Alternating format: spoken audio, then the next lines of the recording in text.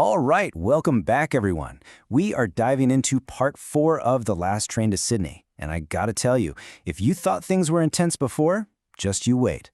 This is the part where everything changes. A single secret comes out and it doesn't just crack their relationship, it blows it to smithereens. Let's get right into it.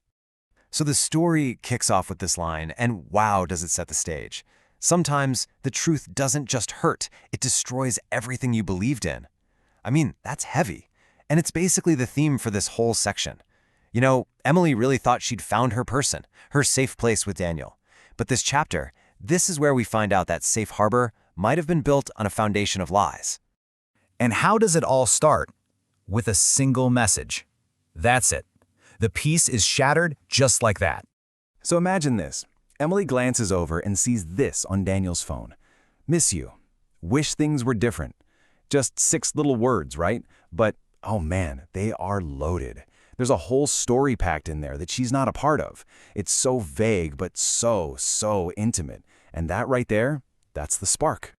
And of course, what's the first thing that pops into her head? Who is she? It's just this quiet, nagging question while he's sleeping right next to her. But that question, it's like the calm before a massive storm. Everything, and I mean everything that's about to happen hinges on the answer to that one little question. Okay, so we move into the next phase, the demand for truth. The quiet tension boils over into a full-blown confrontation, because that suspicion, it didn't just disappear overnight. Nope, it festered. And that awkward breakfast? Yeah, that was never going to stay quiet for long. So what does Daniel do? He tries to brush it off, right? Calls it nothing. Classic move. But Emily is not having it. Her gut is just screaming at her. So when she says, then why does it feel like everything? That's not just a question. That's her saying, don't you dare lie to me. I know this is a big deal. And this is where it just completely unravels and fast. She hits him with the simplest demand, show me. And his only response is, Emily, trust me. I mean, can you imagine?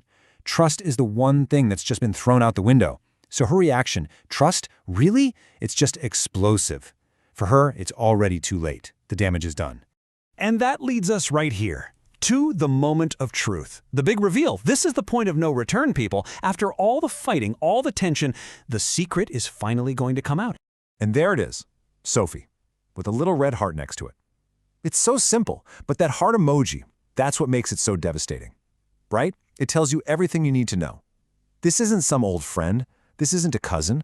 That suspicion now has a name and a face. So then, she sees the messages, and it's just one gut punch after another. First, I miss us. Okay, so it's a recent thing. Then, why didn't you tell her about me? Oof, now she knows she's the other woman. But then you get to the last one. We were supposed to get married. And just bam. That changes everything. And then comes the confession from Daniel himself. She's still my fiancée. Notice the pause there. And that word, still. That's the real killer, isn't it? It wasn't in the past. It's happening right now. The engagement was never even called off. So now we're in the fallout. The secret's out, and everything they've built is revealed to be a complete house of lies. And it is messy. And this line from Emily just cuts right to the bone. I left everything for you, and you gave me lies. You really feel the weight of what she gave up for him, you know? She didn't just move across town. She uprooted her entire life for this man, for this future, only to find out it was all fake. And this really breaks down their whole argument, doesn't it? On his side, you have all these justifications. It was forced. I never loved her. You were my truth. But look at Emily's reality. It's so much simpler and more brutal. You lied to me. I was just your escape. And the big one, love without honesty is nothing. They're not even in the same conversation. It's like they're speaking 2 completely different languages. And this is her bottom line. You should have chosen truth first. It's so powerful. Because Daniel keeps saying, I chose you, I choose you. But for her, that's not the point anymore. The real choice was between being honest and being deceitful. And he made that choice a long time ago. Okay, so Emily makes her choice. She's leaving. And you think, well, that's it. A really tragic end. But, oh no, the story's not done with us yet. There's one more twist. A brand new mystery. So we watch her go through the motions. She packs her bags, says that awful final goodbye, and starts walking off into the night all alone. It really feels like the credits are about to roll, and then, boom! Step 4.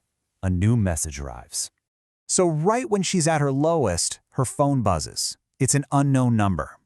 And the message says, "You don't know the full truth about Daniel." Can you even imagine?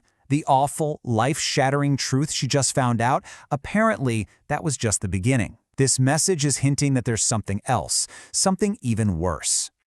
And that is where they leave us, just hanging. What on earth could be worse than what she just learned? Who sent that message? What other secrets is Daniel hiding? It just leaves you with this chilling thought that maybe this whole horrible discovery was just the very, very tip of the iceberg.